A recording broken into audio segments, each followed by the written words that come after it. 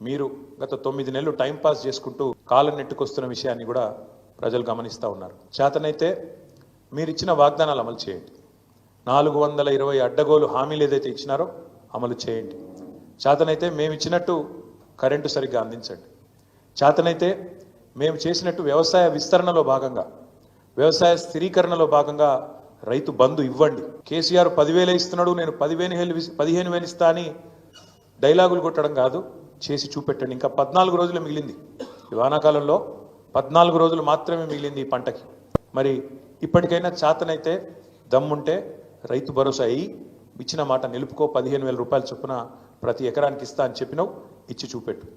చేతనైతే మా ఆడబిడ్డలకు ఇచ్చిన హామీ 2,500 రూపాయలు నెలకి ఇస్తానన్నావు, ఇచ్చి చూపెట్టు.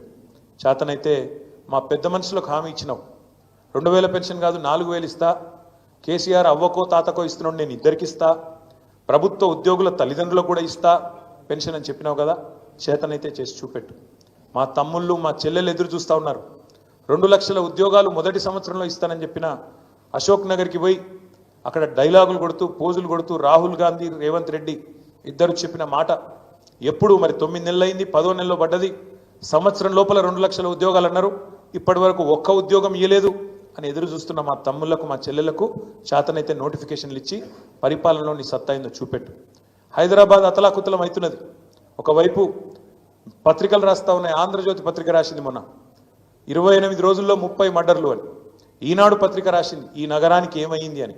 చేతనైతే తెలివి ఉంటే శాంతి భద్రతలను అదుపులోకి తీసుకొని రా. ఇవాళ ఆంధ్రజ్యోతి పత్రిక రాసింది, అవకాశం ఉంటే చూసుకో. పోలీస్ బండ్లలో కనీసం డీజిల్ పోస్తలేరని రాస్తున్నారు. గోదావరి కన్లో పోలీస్ బండ్లలో డీజిల్ పోయకపోతే బండ్లు పక్కకు పెట్టినారు. పెట్రోల్ బంకులో మేము పోయాం బిల్లు లేకపోతే 9 నెలల నుంచి అని వాళ్ళు నిరసన వ్యక్తం చేస్తూ ఉన్నారు. ఇంకోవైపు పాఠశాలల్లో చాక్ పీసులు లేవు. చాక్ పీసులు కొనేందుకు అవకాశం లేక పాఠశాలల్లో ఉపాధ్యాయులు పాఠశాలల్లో అక్కడ ఉండే పిల్లలు బాధపడతా ఉన్నారు.